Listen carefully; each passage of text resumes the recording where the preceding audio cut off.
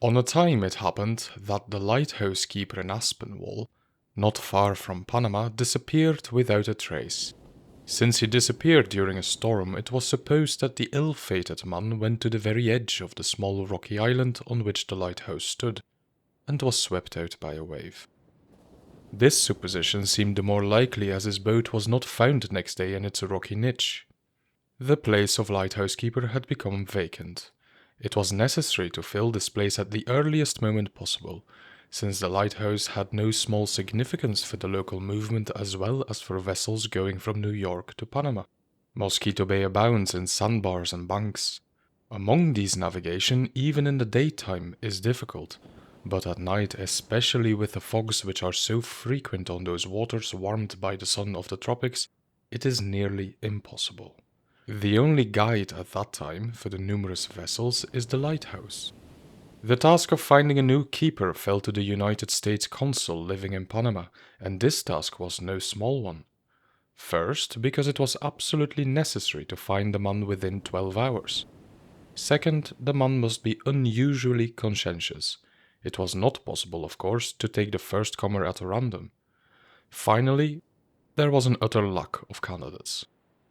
Life on a tower is uncommonly difficult, and by no means enticing to people of the South who love idleness and the freedom of a vagrant life. That lighthouse keeper is almost a prisoner. He cannot leave his rocky island except on Sundays. A boat from Aspinwall brings him provisions and water once a day and returns immediately. On the whole island, 1 acre in area, there is no inhabitant. The keeper lives in the lighthouse. He keeps it in order. During the day he gives signals by displaying flags of various colors to indicate changes of the barometer. In the evening he lights the lantern. This would be no great labor were it not that to reach the lantern at the summit of the tower he must pass over more than 400 steep and very high steps. Sometimes he must make this journey repeatedly during the day. In general, it is the life of a monk, and indeed more than that, the life of a hermit. It was not wonderful, therefore, that Mr. Isaac Falconbridge was in no small anxiety as to where he should find a permanent successor to the recent keeper. And it is easy to understand his joy when a successor announced himself most unexpectedly on that very day. He was a man already old, 70 years or more, but fresh, erect, with the movements and bearing of a soldier. His hair was perfectly white, his face as dark as that of a Creole, but judging from his blue eyes, he did not belong to a people of the South. His face was somewhat downcast and sad, but honest. At the first glance he pleased Falconbridge. It remained only to examine him. Therefore the following conversation began. "Where are you from?" "I am a Pole." "Where have you worked up to this time?" "In one place and another." "A lighthouse keeper should like to stay in one place." "I need rest." "Have you served? Have you testimonials of honorable government service?"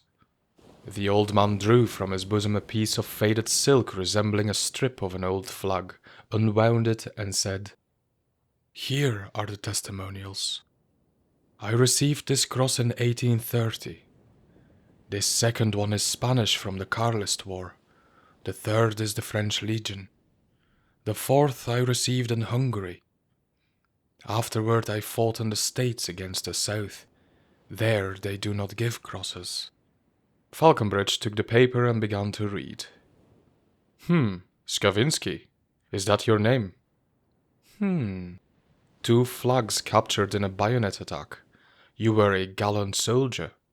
"I am able to be a conscientious lighthouse keeper." "It is necessary to ascend the tower a number of times daily. Have you sound legs?" "I crossed the plains on foot." The immense steppes between the East and California are called the Plains. "Do you know sea service?" "I served 3 years on a whaler." "You have tried various occupations." "The only one I have not known is quiet."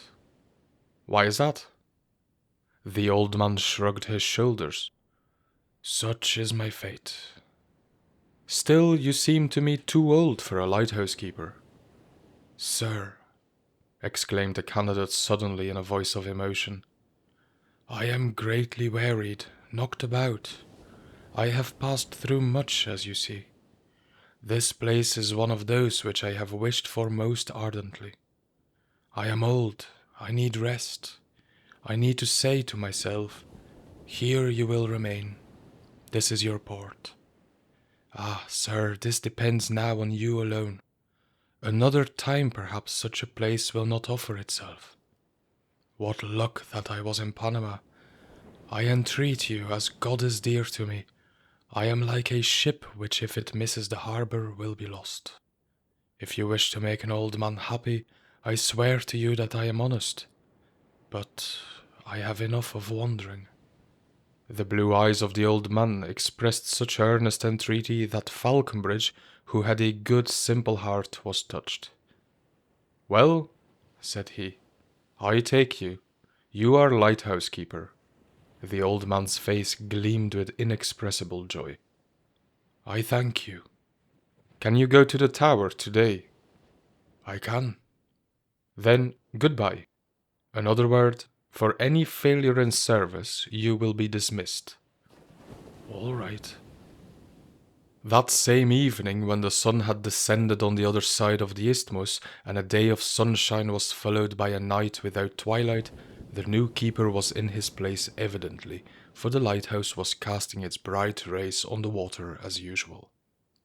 The night was perfectly calm, silent, genuinely tropical, filled with a transparent haze forming around the moon a great colored rainbow with soft, unbroken edges. The sea was moving only because the tide raised it. Skavinski on the balcony seemed from below like a small black point.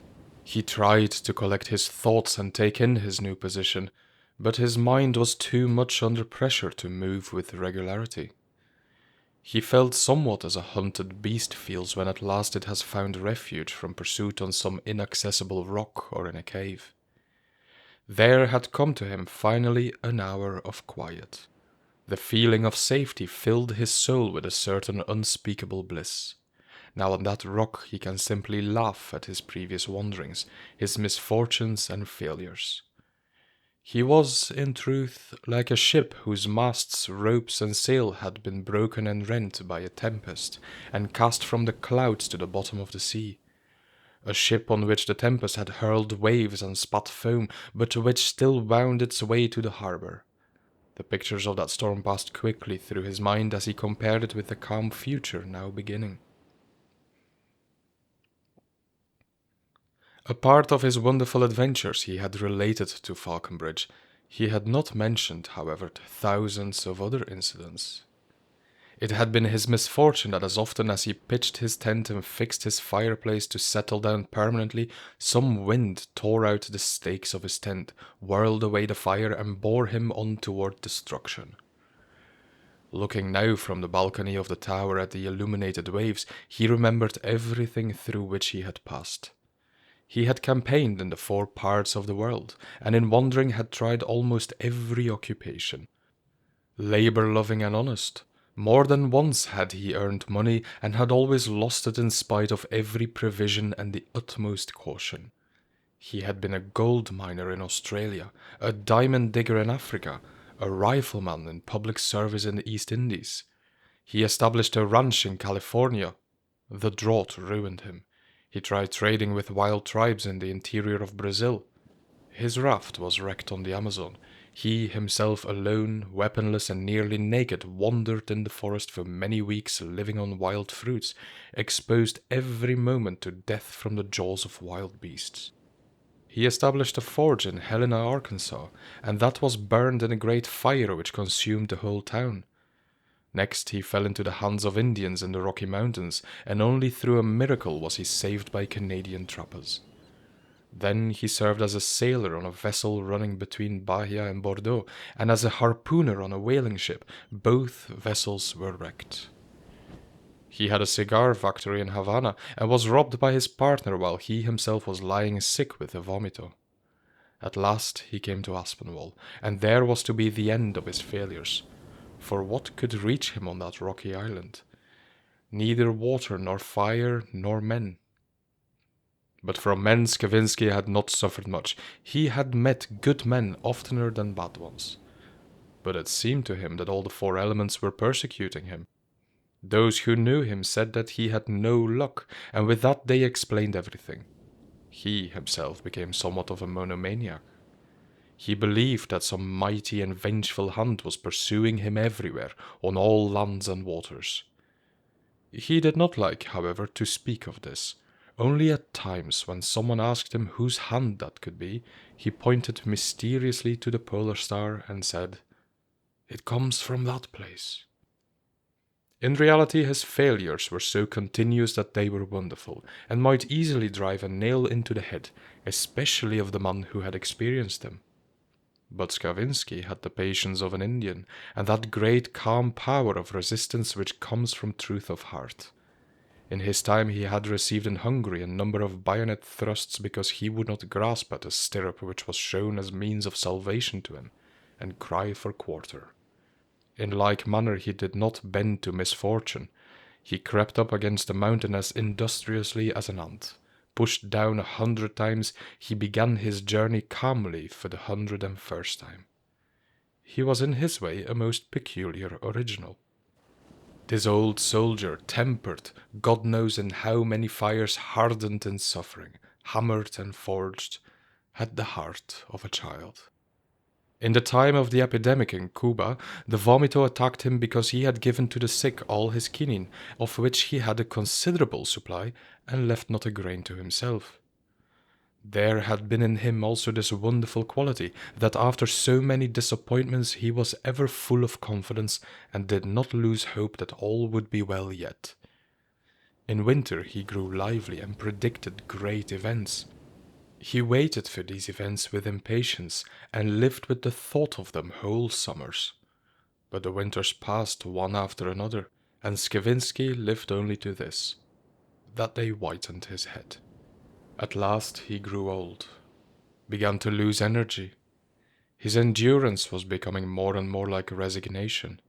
His former calmness was tending towards supersensitiveness, and that tempered soldier was degenerating into a man ready to shed tears for any cause. Besides this, from time to time he was weighed down by a terrible homesickness which was roused by any circumstance. The sight of swallows, grey birds like sparrows, snow on the mountains, or melancholy music like that heard on a time. Finally there was one idea which mastered him, the idea of rest. It mastered the old man thoroughly, and swallowed all other desires and hopes. This ceaseless wanderer could not imagine anything more to be longed for, anything more precious than a quiet corner in which to rest and wait in silence for the end.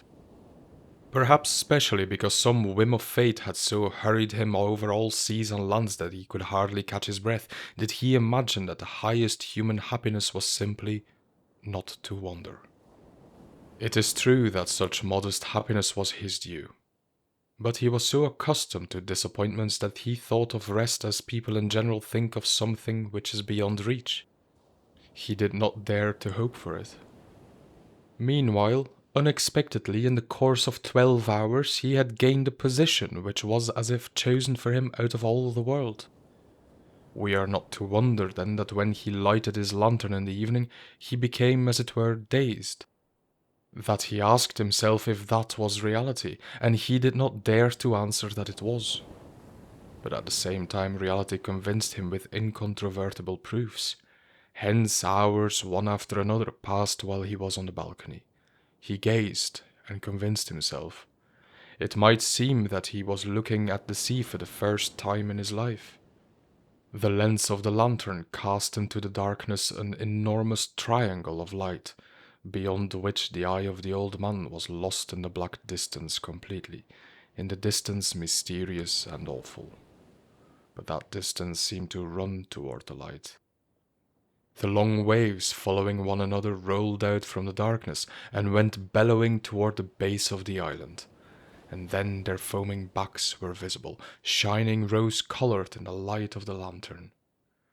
The incoming tide swelled more and more and covered the sandy bars. The mysterious speech of the ocean came with a fullness more powerful and louder, at one time like the thunder of cannon, at another like the roar of great forests, at another like the distant dull sound of the voices of people. At moments it was quiet. Then to the ears of the old man came some great sigh, then a kind of sobbing, and again threatening outbursts. At last the wind bore away the haze but brought black, broken clouds which hid the moon. From the west it began to blow more and more. The waves sprang with rage against the rock of the lighthouse, licking with foam the foundation walls. In the distance a storm was beginning to bellow. On the dark, disturbed expanse certain green lanterns gleamed from the masts of ships. These green points rose high and then sank. Now they swayed to the right and now to the left. Skavinski descended to his room. The storm began to howl. Outside, people on those ships were struggling with night, with darkness, with waves, but inside the tower it was calm and still. Even the sounds of the storm hardly came through the thick walls, and only the measured tick-tack of the clock lulled the wearied old man to his slumber. Hours, days, and weeks began to pass. Sailors assert that sometimes when the sea is greatly roused, something from out the midst of night and darkness calls them by name. If the infinity of the sea may call out thus, perhaps when a man is growing old, calls come to him too from another infinity still darker and more deeply mysterious, and the more he is wearied by life, the dearer are those calls to him. But to hear them, quiet is needed. Besides, old age loves to put itself aside as if with a foreboding of the grave. The lighthouse had become for Skavinski such a half-grave. Nothing is more monotonous than life on a beacon tower. If young people consent to take up this service, they leave it after a time. Lighthouse keepers are generally men not young, gloomy, and confined to themselves. If, by chance, one of them leaves his lighthouse and goes among men, he walks in the midst of them like a person roused from deep slumber. On the tower there is a lack of minute impressions which in ordinary life teach men to adapt themselves to everything. All that a lighthouse keeper comes in contact with is gigantic, and devoid of definitely outlined forms. The sky is one whole, the water another, and between those two infinities the soul of man is in loneliness. That is a life in which thought is continual meditation, and out of that meditation nothing rouses the keeper, not even his work. Day is like day as two beads in a rosary, unless changes of weather form the only variety. But Skavinski felt more happiness than ever in life before. He rose with the dawn, took his breakfast, polished the lens, and then sitting on the balcony gazed into the distance of the water, and his eyes were never sated with the pictures which he saw before him. On the enormous turquoise ground of the ocean were to be seen generally flocks of swollen sails gleaming in the rays of the sun so brightly that the eyes were blinking before the excess of light. Sometimes the ships, favored by the so-called trade winds, went in an extended line one after another, like a chain of sea mews or albatrosses. The red casks indicating the channel swayed on the light wave with gentle movement. Among the sails appeared every afternoon gigantic greyish feather-like plumes of smoke. That was a steamer from New York which brought passengers and goods to Aspinwall, drawing behind it a frothy path of foam. On the other side of the balcony, Skavinski saw, as if on his palm, Aspinwall and its busy harbour, and in it a forest of masts, boats, and craft. A little further, white houses and the towers of the town. From the height of his tower, the small houses were like the nests of sea mews, the boats were like beetles, and the people moved around like small points on the white stone boulevard. From early morning a light eastern breeze brought a confused hum of human life, above which predominated the whistle of steamers. In the afternoon 6 o'clock came. The movement in the harbour began to cease. The mews hid themselves in the rents of the cliffs. The waves grew feeble and became in some sort of lazy, and then on the land On the sea and on the tower came a time of stillness unbroken by anything. The yellow suns from which the waves had fallen back glittered like golden stripes on the width of the waters. The body of the tower was outlined definitely in blue. Floods of sunbeams were poured from the sky on the water and the sands and the cliff. At that time a certain lassitude full of sweetness seized the old man. He felt that the rest which he was enjoying was excellent, and when he thought that it would be continuous, nothing was lacking to him. Skavinski was intoxicated with his own happiness, and since a man adapts himself easily to improved conditions, he gained faith and confidence by degrees, for he thought that if men built houses for invalids, why should not God gather up at last his own invalids?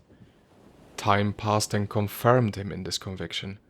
The old man grew accustomed to his tower, to the lantern, to the rock, to the sandbars, to solitude.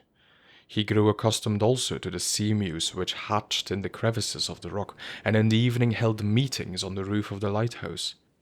Skavinski threw to them generally the remnants of his food, and soon they grew tame, and afterward, when he fed them, a real storm of white wings encircled him, and the old man went among the birds like a shepherd among sheep.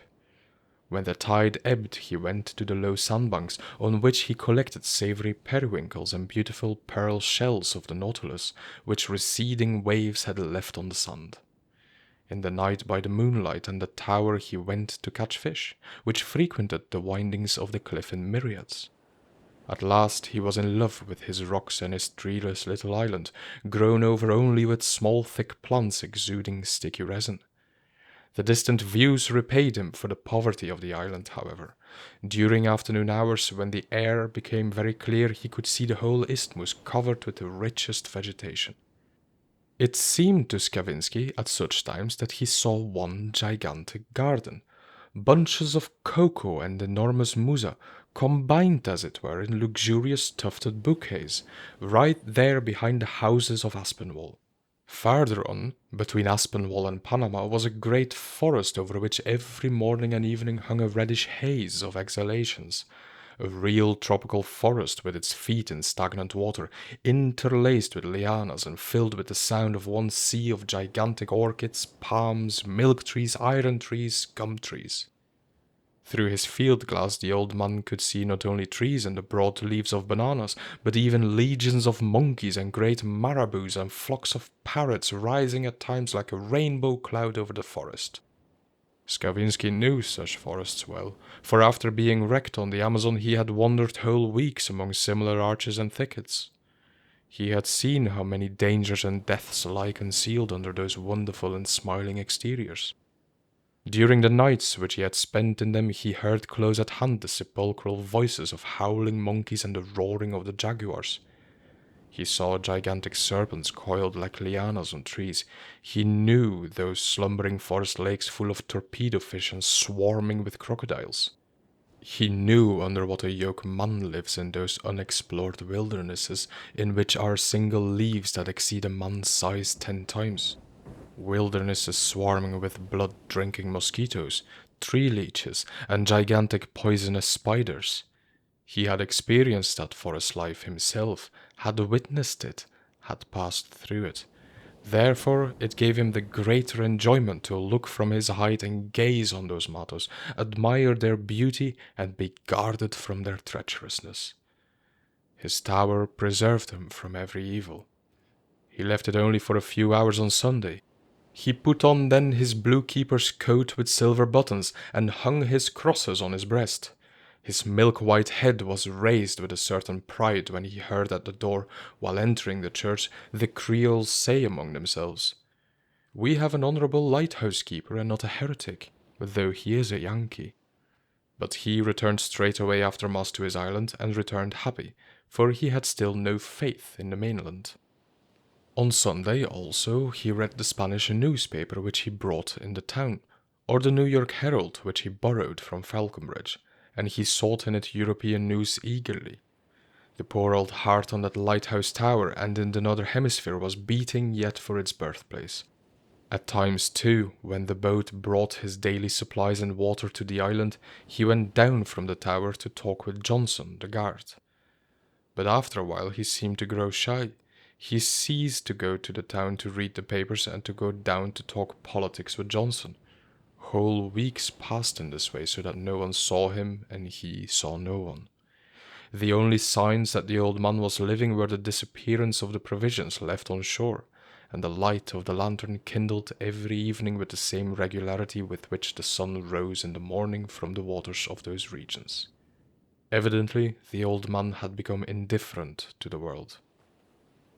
Homesickness was not the cause, but just this, that even homesickness had passed into resignation. The whole world began now and ended for Skavinski on his island. He had grown accustomed to the thought that he would not leave the tower till his death, and he simply forgot that there was anything else besides it. Moreover, he had become a mystic. His mild blue eyes began to stare like the eyes of a child, and were as if fixed on something at a distance. In presence of a surrounding uncommonly simple and great, the old man was losing the feeling of personality.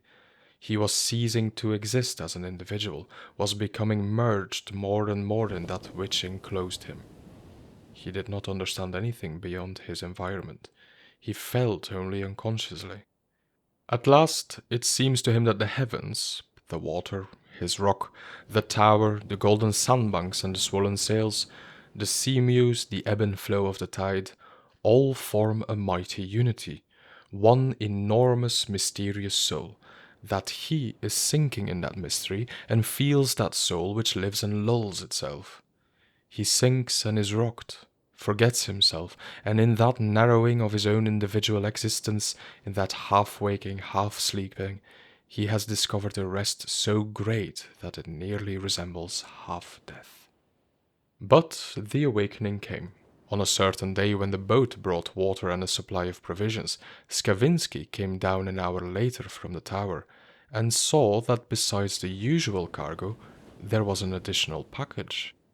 On the outside of this package were postage stamps of the United States, and the address, Skavinski Esquire, written on coarse canvas. The old man with aroused curiosity cut the canvas and saw books.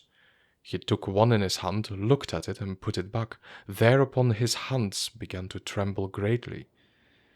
He covered his eyes as if he did not believe them. It seemed to him as if he were dreaming. The book was Polish. What did that mean? Who could have sent the book? Clearly, it did not occur to him at the first moment that in the beginning of his Lighthouse career, he had read in the Herald, borrowed from the Consul, of the formation of a Polish society in New York, and had sent at once to that society half his month's salary, for which he had, moreover, no use on the tower.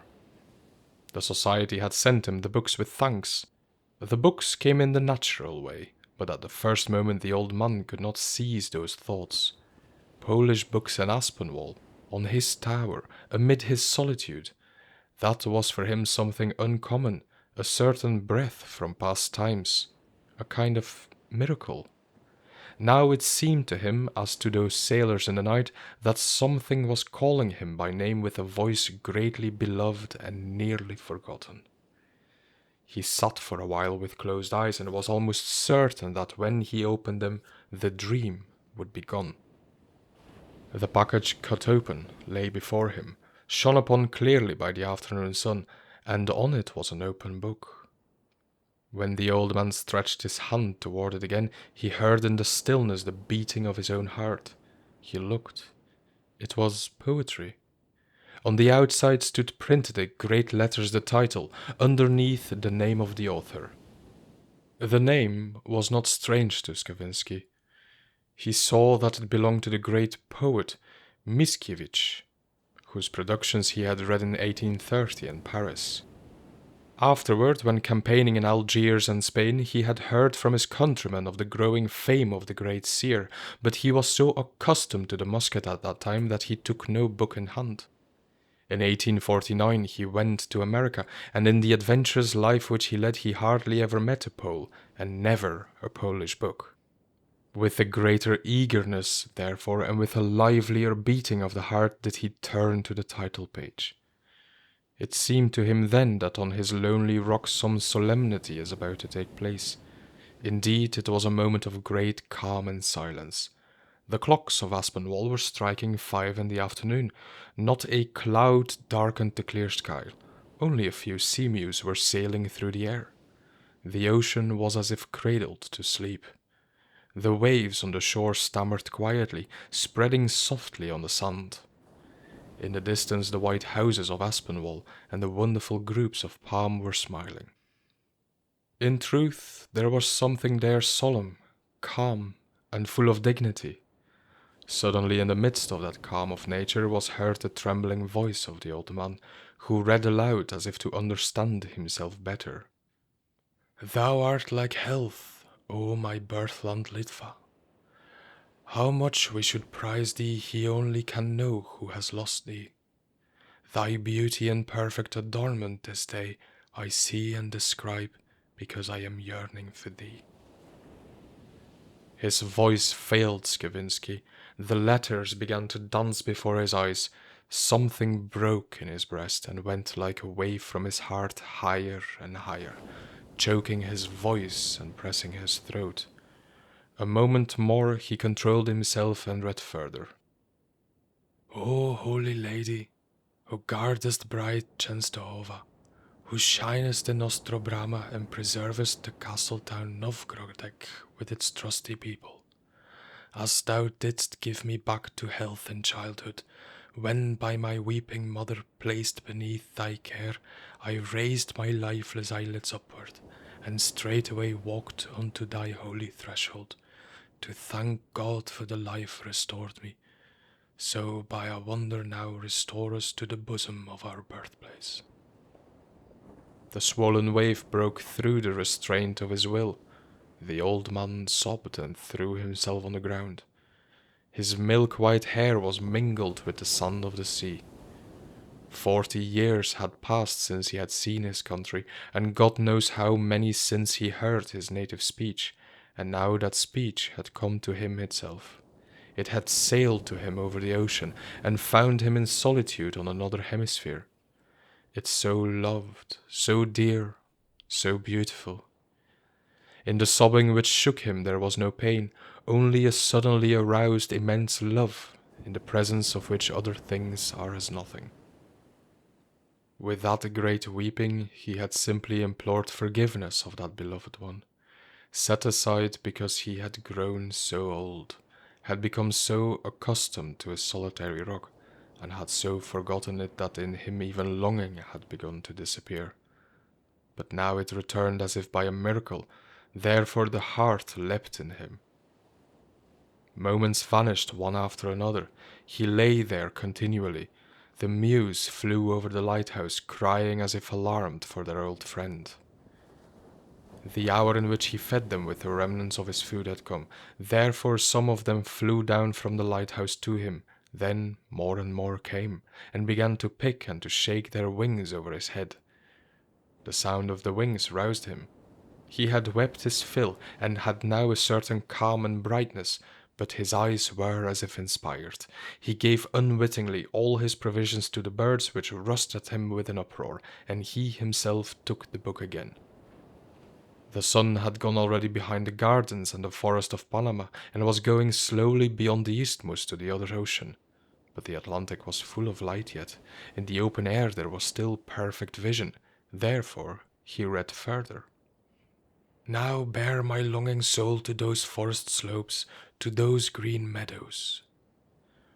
At last the dusk obliterates the letters on the white paper, the dusk short as a twinkle. The old man rested his head on the rock and closed his eyes. Then she who defends bright Częstochowa took his soul and transported it to those fields colored by various grain. On the sky were burning yet those long stripes, red and golden, and on those brightnesses he was flying to beloved regions. The pine woods were sounding in his ears, the streams of his native place were murmuring. He saw everything as it was. Everything asked him. Dost remember? He remembers. He sees broad fields, between the fields woods and villages. It is night now. At this hour his lantern usually illuminates the darkness of the sea, but now he is in his native village. His old head has dropped on his breast, and he is dreaming. Pictures are passing before his eyes quickly, and a little disorderly. He does not see the house in which he was born, for war had destroyed it. He does not see his father and mother, for they died when he was a child. But still the village is as if he had left it yesterday. The line of cottages with lights in the windows, the mound, the mill, the two ponds opposite each other, and thundering all night with a chorus of frogs. Once he had been on guard in that village all night. Now that past stood before him at once in a series of views. He is an Ulan again, and he stands there on guard. At a distance is the public house. He looks with swimming eyes. There is thundering and singing and shouting amid the silence of the night with voices of fiddles and bass viols. Ooh-ha, ooh-ha. Then the Ulans knock out fire with their horseshoes, and it is wearisome for him there on his horse. The hours drag on slowly. At last the lights are quenched. Now as far as the eye reaches there is mist, and mist impenetrable. Now the fog rises evidently from the fields and embraces the whole world with a whitish cloud. You would say, a complete ocean. But that is fields. Soon the landrail will be heard in the darkness, and the bitterns will call from the reeds. The night is calm and cool. In truth, a Polish night. In the distance the pinewood is sounding without wind, like the roll of the sea.